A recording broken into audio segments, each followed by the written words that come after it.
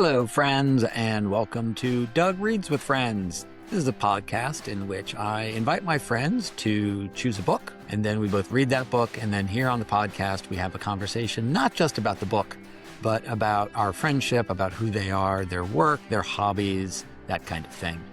The book is really an excuse for me to call up my friends from around the world and have a great conversation with them, reconnect with them, because I miss them. And I want to have the opportunity to talk with them.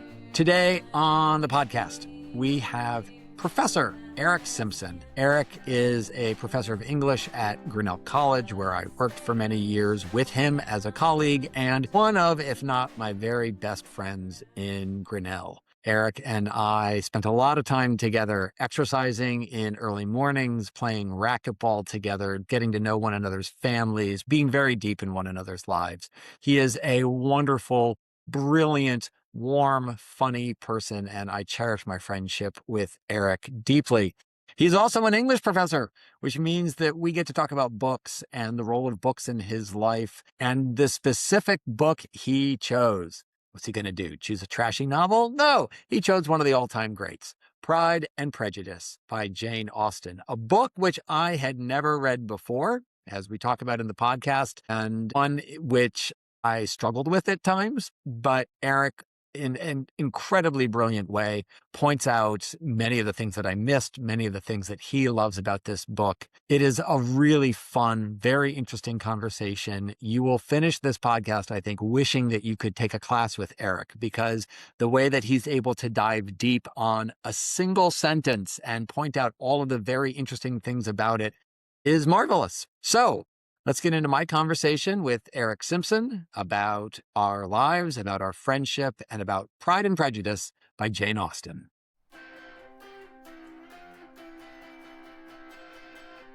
I want to ask you about two hobbies that I've seen you pick up in the years since I have left Grinnell. And the first of those is, I want to say, paper folding or paper creations. It goes beyond origami. Is it origami? Talk a little about what this is and what you get out of it. The term I think you might be looking for there is paper engineering. Ooh. Which is a pretty cool phrase. I would say origami is kind of one form of paper engineering, but origami has some rules, like you use one sheet of paper, you don't cut it, that kind of things. The larger area that I've gotten into is paper and book arts, and it comes from an interest in the history of the book. It is related to my scholarship and my teaching. And so just doing things with paper, like how do you make paper? How do you make it into different things? What kind of paper do you want for a given purpose? I've done some paper decoration and paper marbling, which is a historic thing. Like a lot of the books behind me have marbled end papers and things like that.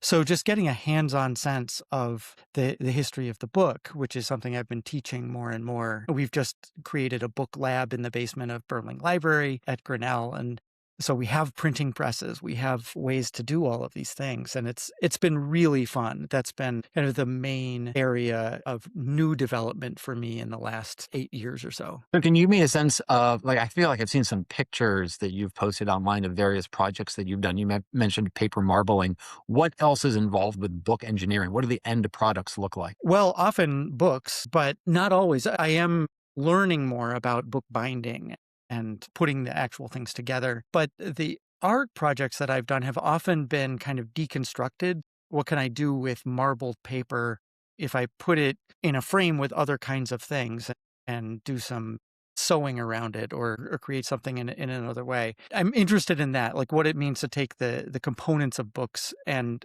decompose them.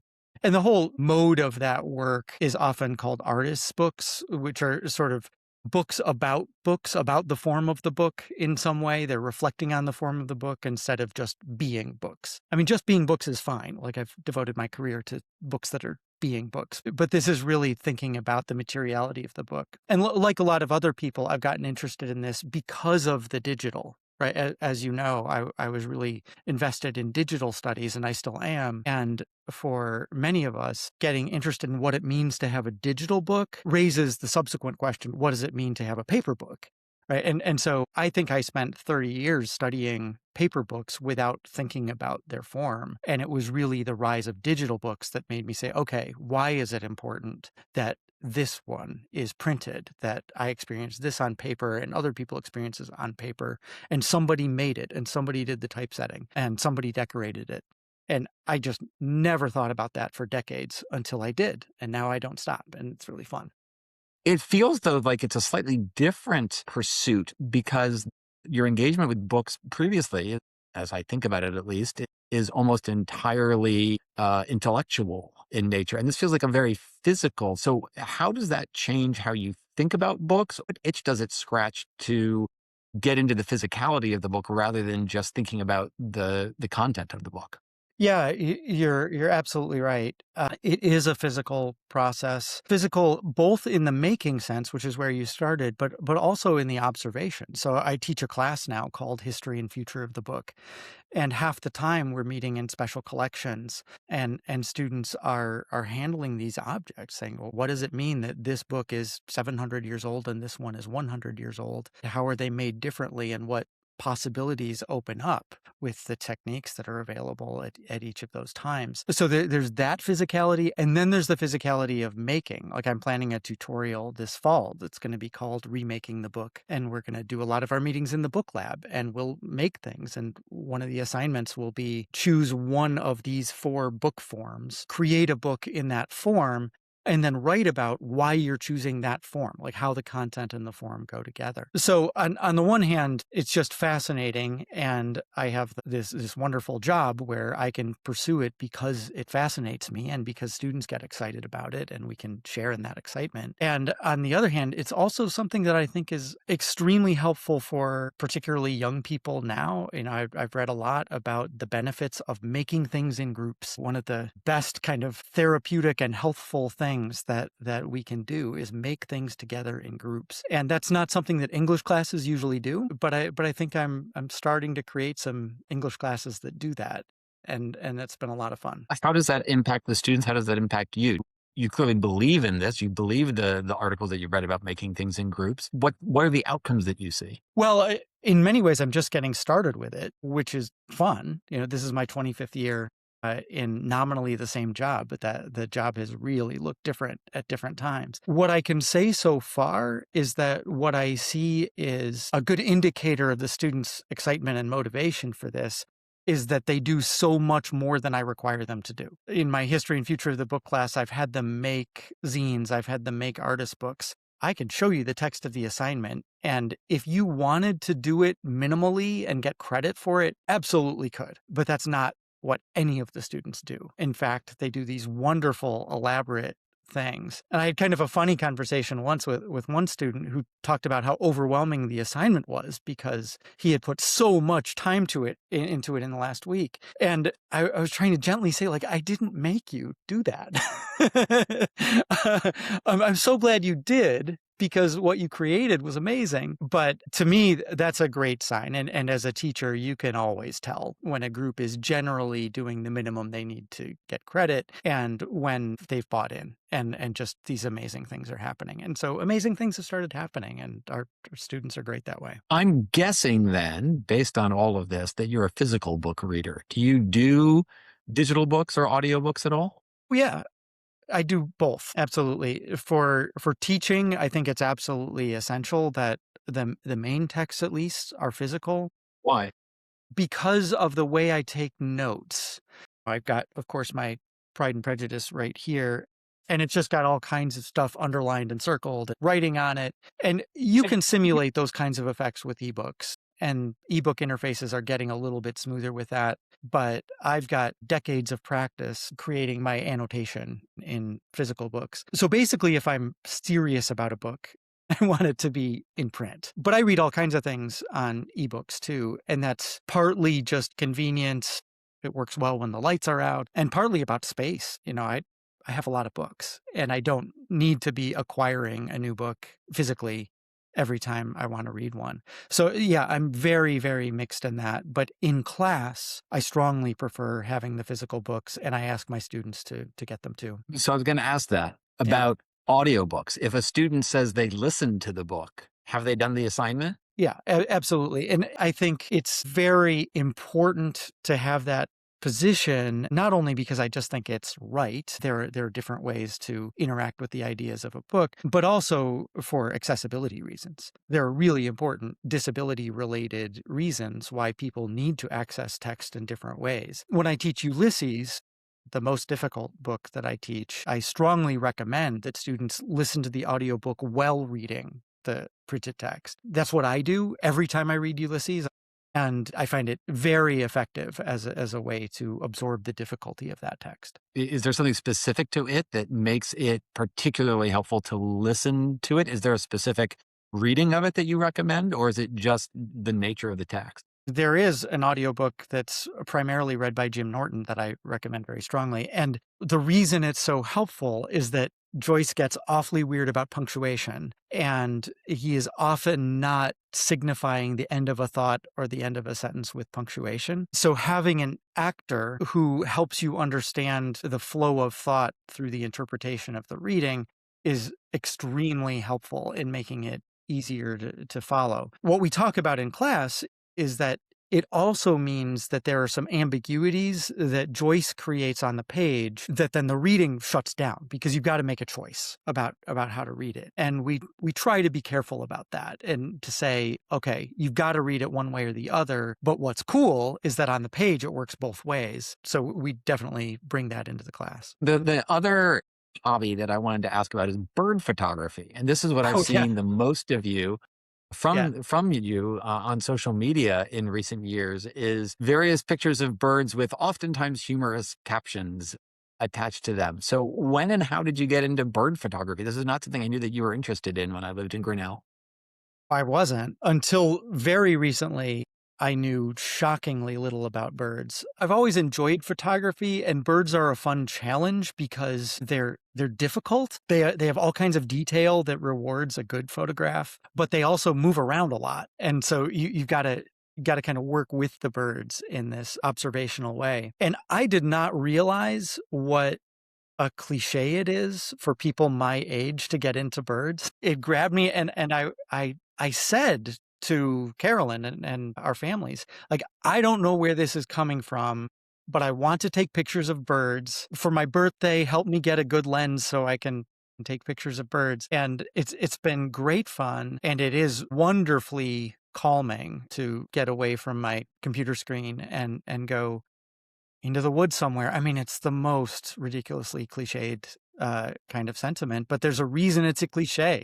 It's a helpful human thing to do, to get away from our usual work setting and think about how birds are behaving. What I've heard is that people my age are going to turn into plant people or bird people, and I've so far taken the bird direction. But yeah, it's been great fun. Well, let's talk a little bit about you as a reader. You're the first professional reader we've had on the podcast. So I did pull a quote from Pride and Prejudice. It was on page 94, in which Elizabeth says, "Books, oh no, I am sure we never read the same or not with the same feelings." Agree or disagree? Do you think you read differently as an English professor than someone like me who, really enjoys reading, reads a fair amount, but certainly not my job? I think the way I read differently from most people is that I pay a lot of attention to what's weird and unexpected. So I think that doesn't make sense. What's going on with that? And I'm not saying nobody else thinks that way. I think most people, though, are looking for ways to make sense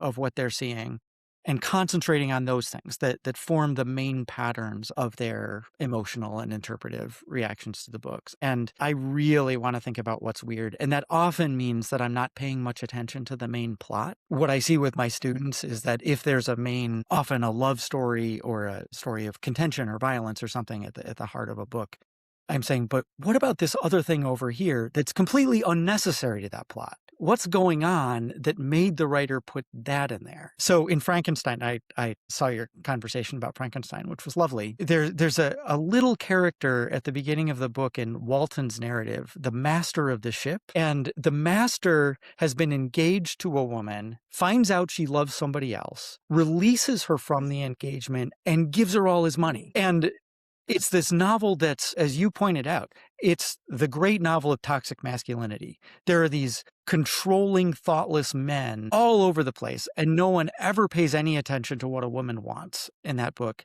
And then there's this guy for 2 paragraphs who gives you an example of somebody who's paid very close attention to the needs of the woman he loves to the point of sacrificing himself.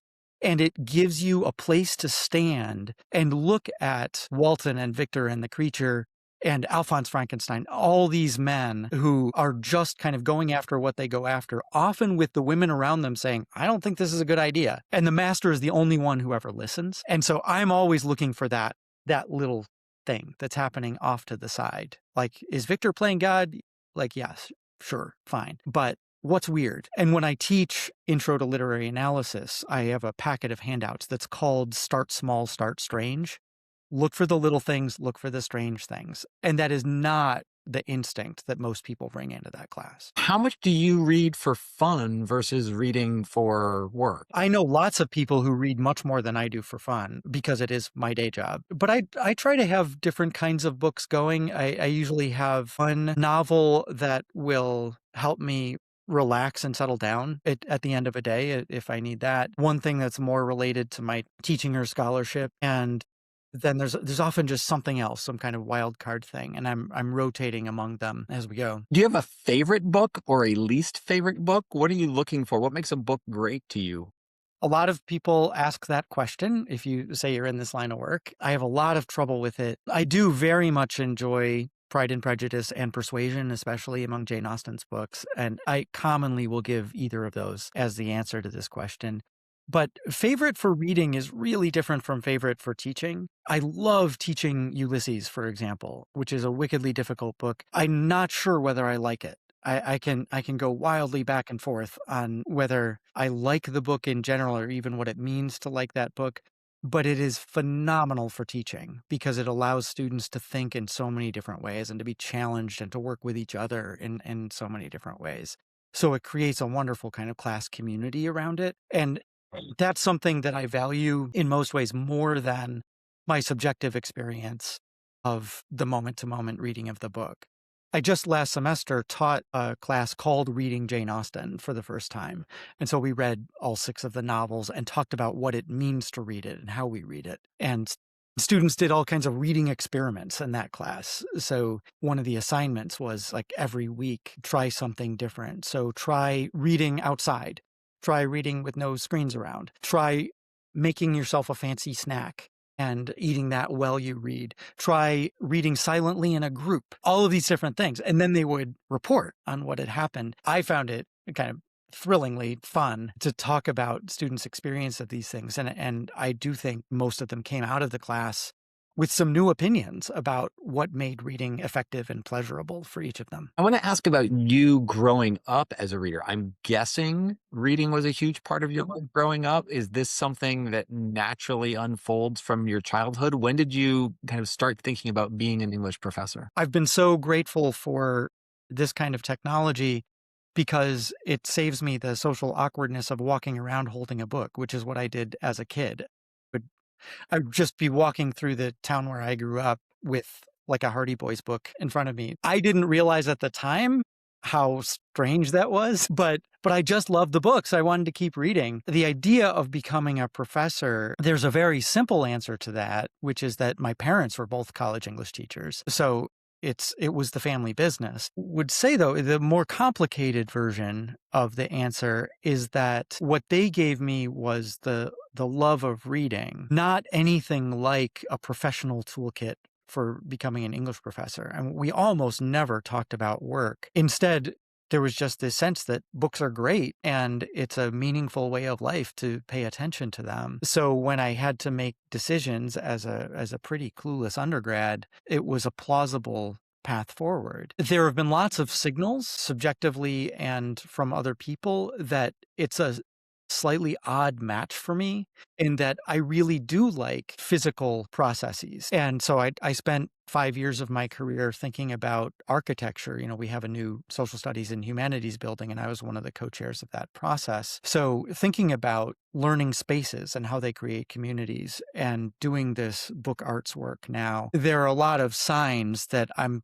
kind of molding the career of English professor into something that matches some other interests that have been there all along. So yeah, I went to college thinking I would major in physics, music, or English. And I've entertained lots of other possibilities along the way. So my path looks superficially much more linear than it felt. Well, let's talk about Pride and Prejudice. Pride and Prejudice is the book you chose. I don't think for most people it needs a big introduction, but if you were to introduce this, what is the main things people need to know about Pride and Prejudice? This was your first time reading it, right? It was, yeah. Yeah, I'm not avoiding that question. I'd be happy to answer that question, but I'd much rather hear your answer. Like, what do Gosh. you think people should know about Pride and Prejudice? Okay, Because Professor. you've recently transformed from someone who'd never read it to someone who has, and that's not a recent experience for me. Early 19th century novel, romance? Sure. Is Yeah. it a romance novel? Which has as its center the relationship between Elizabeth and Mr. Darcy, but has a whole lot of other stuff going on. And I would say there were times when if I didn't know going into this that it was a romance between Elizabeth and Mr. Darcy, I might not have picked up on the fact that that was that's kind of like the main point of the book. To me, I was as much interested in what I was learning about like logistics of moving around and choosing whether to go on a horse or in a carriage and how absolutely bored people were so much of the time back then. It's at its heart, it's a romance, but it's also a novel just about wealthy English people in the early 19th century. How'd I do, Professor? Would you recommend it to people who haven't read it?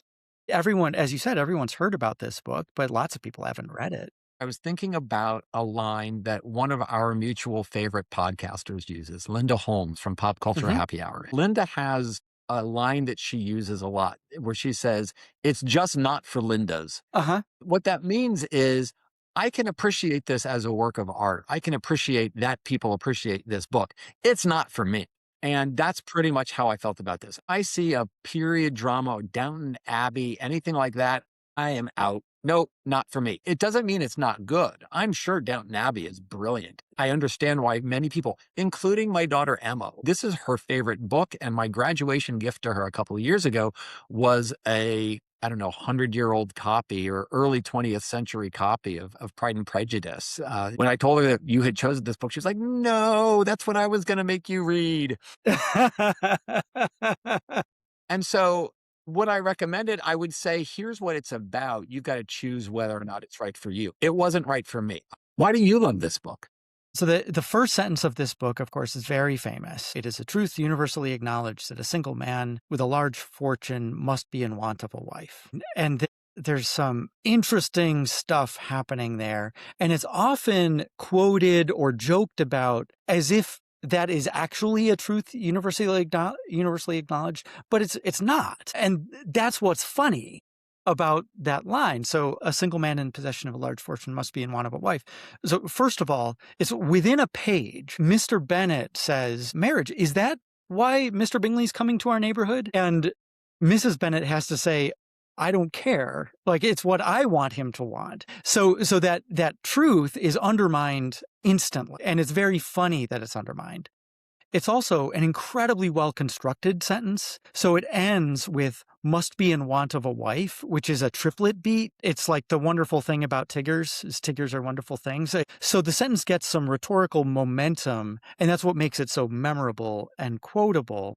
And one of the things that's happening with Mr. and Mrs. Bennet on the next page is that what's kind of delicious about Mrs. Bennet not caring what the men think is that what's usual in these novels, including Frankenstein, is that nobody cares what the women think. It's a delightful little reversal that there's an initial conversation about marriage that's all about what women want from marriage, even if what Mrs. Bennet wants is, kind of ridiculous sometimes. And Mr. Bingley's opinion is just set aside. And of course, the irony there is that Mr. Bingley's opinion is everything. Like, the men really do have the power. And the book doesn't get away from the fact that the men have the power of choice in these marriages, but is also building up a contrary to that.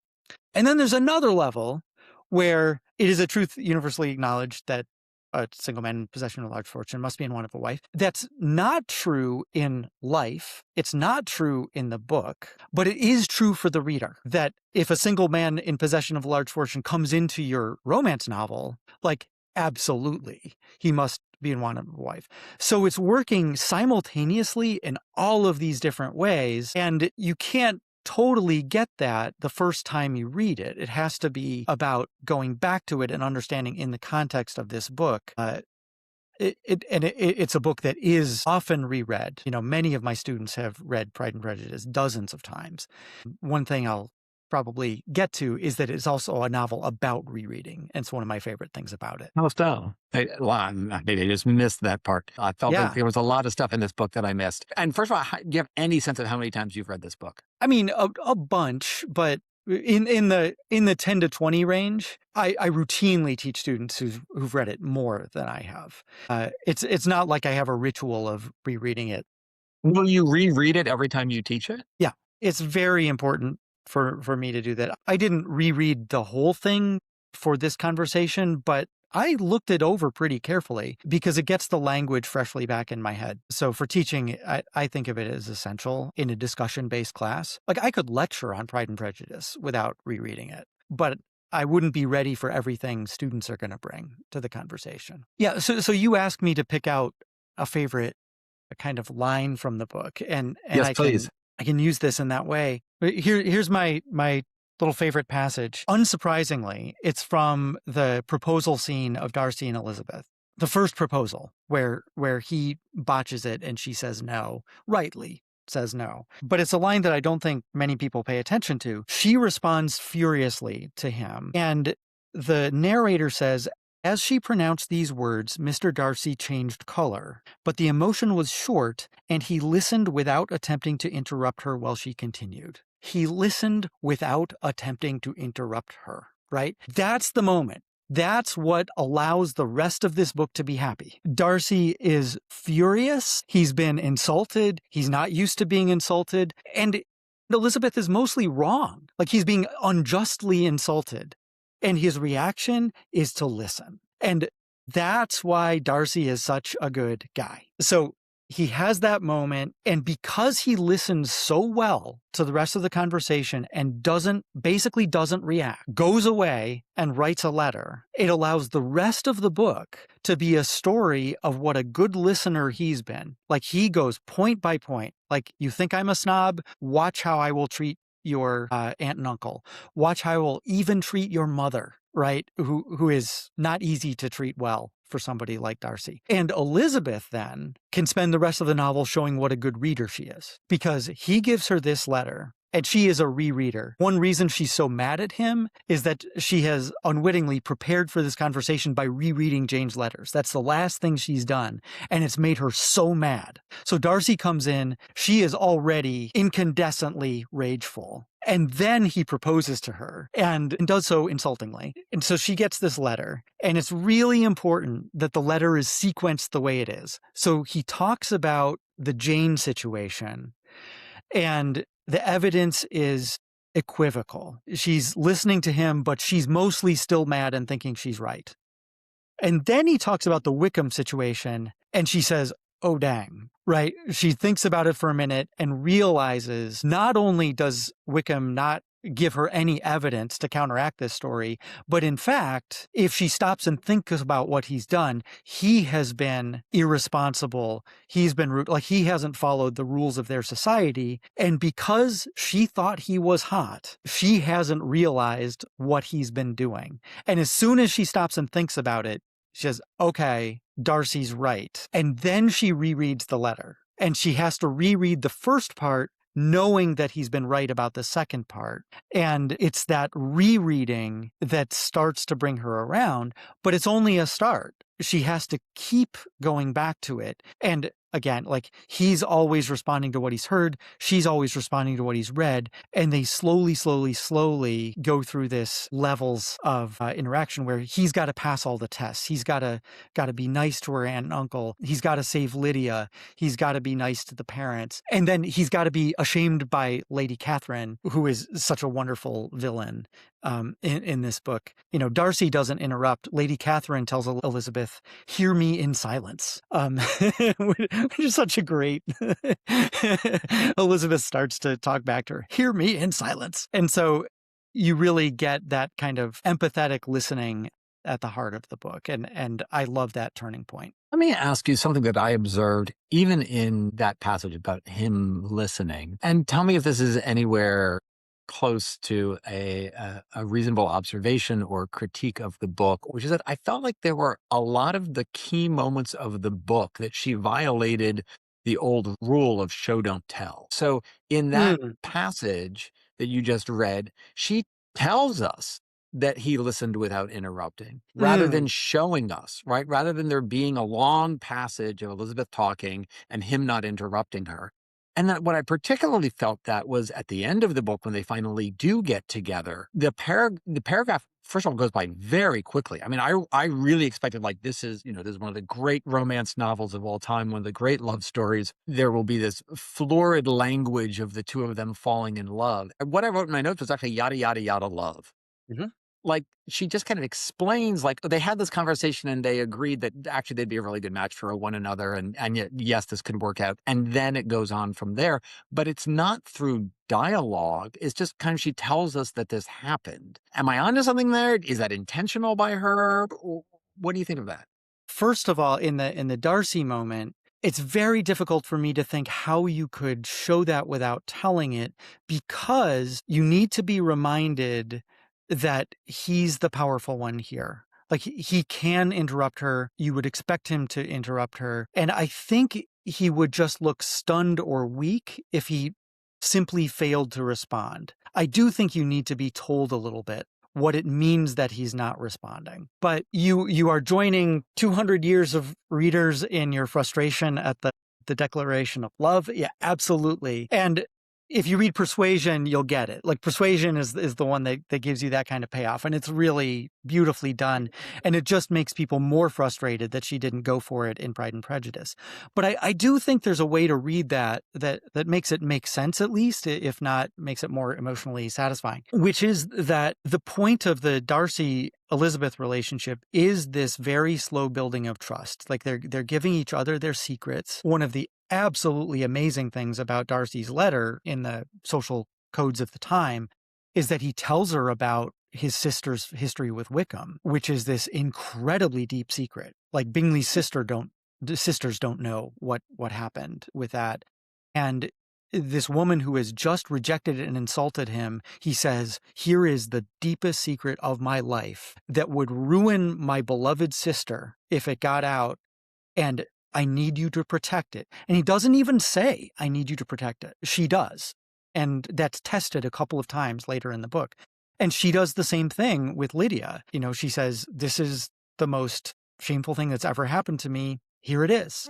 And one of the things that they do is that they show each other that they can be trusted with this. And it's all very slow. And what the end of the book reinforces in the anticlimax of their declaration is that it's that slowness that's important. So the words for Elizabeth's feelings for Darcy, she does eventually come around to love, but well before that, it's gratitude and esteem. And it's really important that this is a relationship built on gratitude and esteem, not a kind of initial experience of romantic love. And that's one of the things that codes it as a somewhat conservative book at the time. You don't just trust your initial reaction. You have to build it, and you have to build it in a social context that leads you into marriage and the church and all of these kind of institutional structures around it. And the book is published near the end of the Napoleonic Wars. Like, revolutionary possibilities qualities are out there.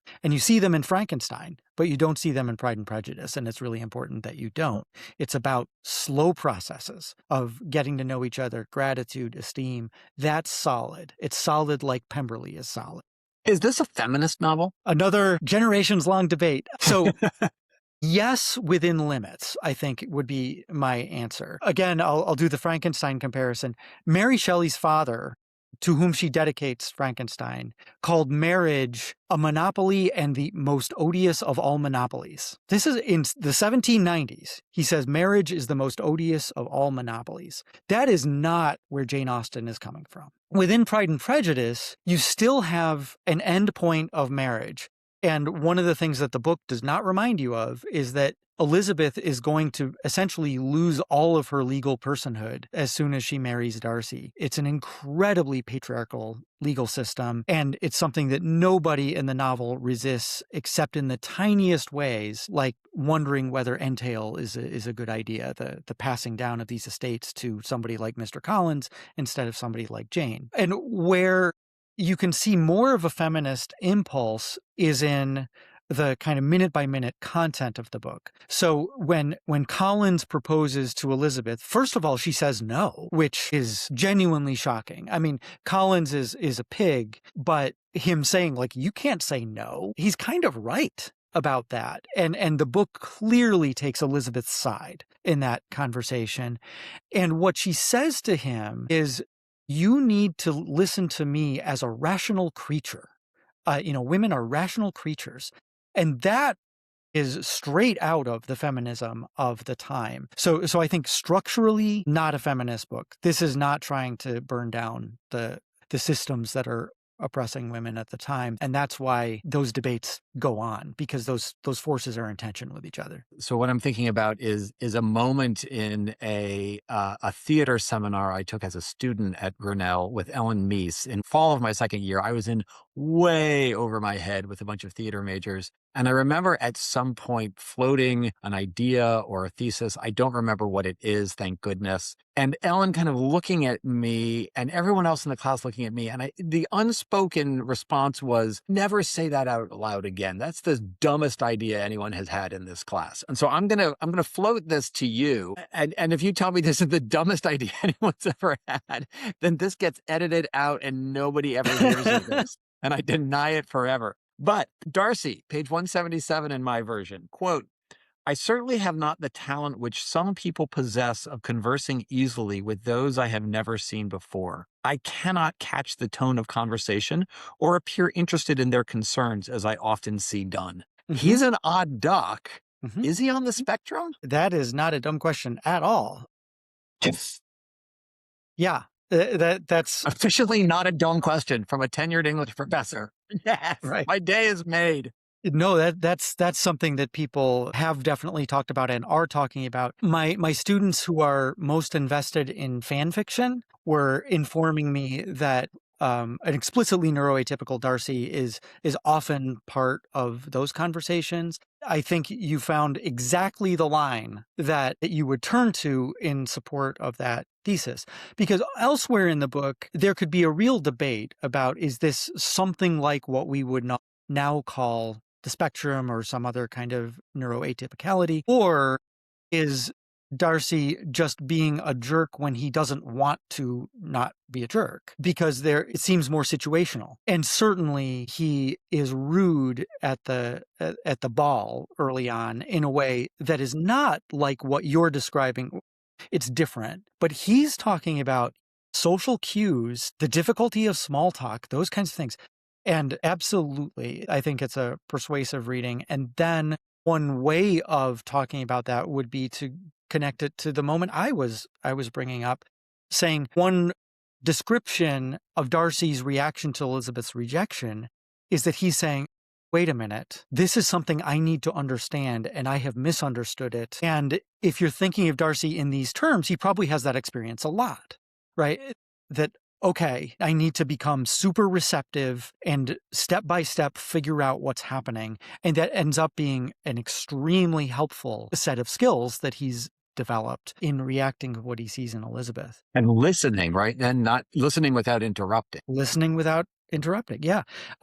So it's always a little bit tricky to apply psychological terms to fictional characters, especially fictional characters who exist before we develop those theories. But if you believe that there are human characteristics that must have existed across time, and we have different ways of describing something that is enduringly part of the human experience, what you're picking up on there, I think, makes complete sense, at least as a starting point for conversations about this. Anything else you wanted to talk about? Favorite things you talk about in class with students about Pride and Prejudice? Big things you were expecting I was going to ask about? I'll say the big question that we haven't talked about that people really like to debate is whether Charlotte Lucas should say yes to Mr. Collins. It's not even say yes, like she hunts him down and gets him to marry her. And Elizabeth so strongly objects to that, and she never changes her mind. And we're used to agreeing with Elizabeth, especially when she's had a while to consider something. But Charlotte has no other options. And Charlotte has set up her whole household so that she basically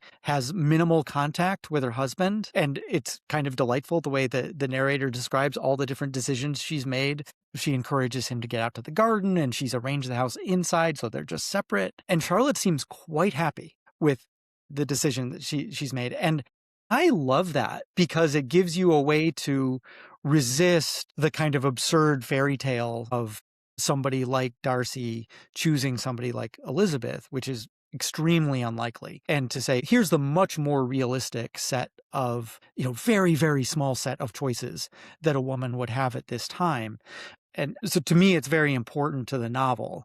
As you might get swept away by the Darcy-Elizabeth romance, and many people are, that you also see that there's this alternative, not to mention the other alternative marriages, like the terrible marriage of the Bennett parents and all that. So as I think there's a tradition on the podcast of trying to wrap up by thinking about with my guest when and where we might reconnect or see one another again, maybe with some haste from the book influencing that. So do you have any thoughts about how you and I might meet again in the context of Pride and Prejudice? Next summer, Carolyn and I are going to lead a Grinnell alumni tour of England with a Jane Austen theme. And since you're now hooked, you don't have to take the whole tour, but you could just come to Bath and meet up with us at the Jane Austen Center, and we could have high tea while we're doing the Jane Austen tour in Bath. So that's my proposal. Do you have some other ideas? There's no way I can top that. I mean, that's fantastic. And as a Grinnell alum, I'm certainly eligible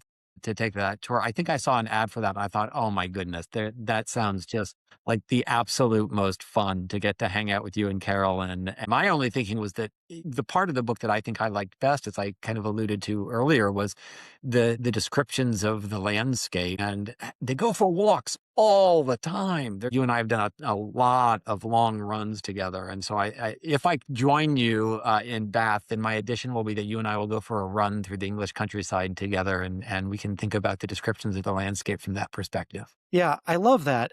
And I came into this having no idea what you would think of the book. But one of the things I really appreciate about this conversation is that you put such thought into something that you didn't like, that really was not bringing you along in the way that, of course, I hope that it might. I wasn't trying to create a bad reading experience for you in choosing this book. But what I want to suggest, like if this is the great novel of rereading, I kind of think you should do the podcast with Emma about Pride and Prejudice again, right? And just have it be your second read.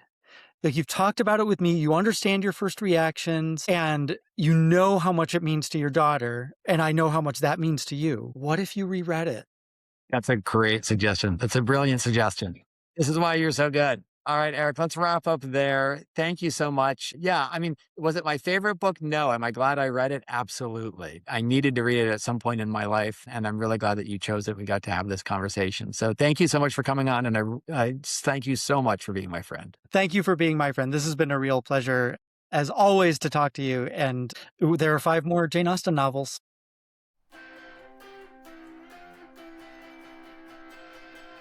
Oh my goodness, I had so much fun with that conversation. I feel like I learned a lot. I got to reconnect with a wonderful person who I dearly admire and love. and appreciate. That was a blast for me. I hope you enjoyed that half as much as I enjoyed that conversation. Do me a favor, would you? If you enjoyed that conversation, if it made you think of someone, if it made you think of an old English teacher that you read Pride and Prejudice with, either send this podcast to them and tell them to have a listen, or just give them a call and have a conversation with them yourself about Pride and Prejudice or your favorite book. One of the reasons that I've done this podcast is to use books and use reading and use conversation to connect with people. And I'm so glad that I have. And so I hope that maybe you might consider doing the same with this podcast to connect with important people in your life.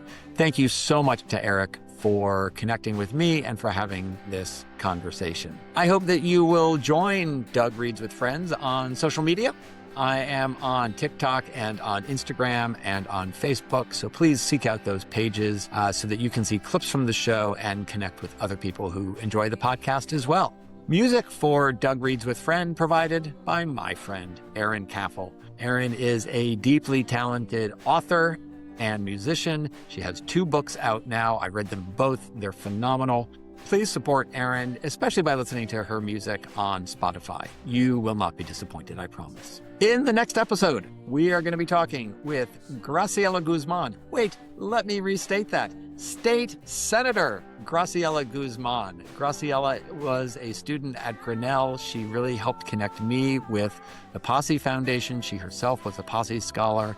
She then moved to Chicago and then ended up running for the state Senate in Illinois and was elected. We'll be talking about the book, The Parable of the Sower by Octavia Butler. Look for that in your feed in a couple of weeks. Thank you, friends, for listening to Doug Reads with Friends. I hope you enjoyed this episode, and I'll see you next time. Thanks for being my friend.